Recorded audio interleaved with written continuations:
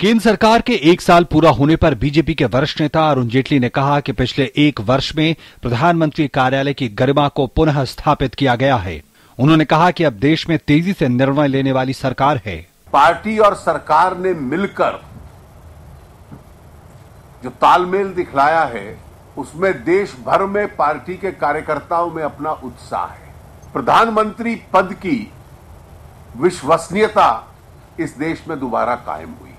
वहीं जम्मू कश्मीर में पीडीपी से गठबंधन पर बोलते हुए अरुण जेटली ने कहा कि वहां का जनादेश हमारे साथ था। उन्होंने कहा कि सरकार गठन का फैसला जम्मू कश्मीर के लिए एक निर्णायक मोड़ साबित होगा। हमारे वैचारिक आधार पर उनसे मतभेद भी हैं, लेकिन एक मिनिमम एजेंडा के आधार पर हमने सरकार बनाई और जम्मू कश्मीर में क्योंकि अलगाववाद के साथ लड़ाई है, इसलिए वहां के main stream parties Bharatiya Janata party के साथ खड़ी हों उस अलगाववाद के खिलाफ। ये एक नया प्रयोग हमने किया और हम विश्वास रखते हैं कि ये प्रयोग भी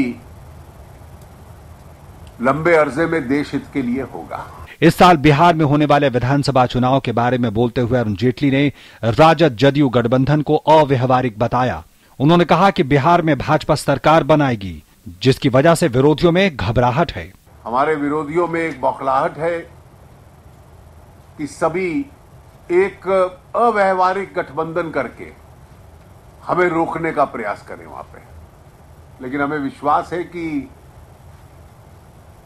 बिहार अगला राज्य होगा जिसमें अपनी ताकत पर और अपने सहयोगियों के साथ हम लोग सरकार बनाएंगे। जेटली ने कहा कि पिछले एक साल में भाजपा की ताकत खूब बढ़ी है।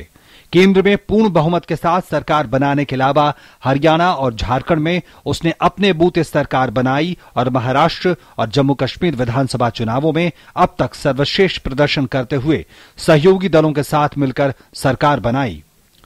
शैलेंद्र मिश्र के साथ बिक्रमजीत सिंह की रिपोर्ट, डीडी न्यूज।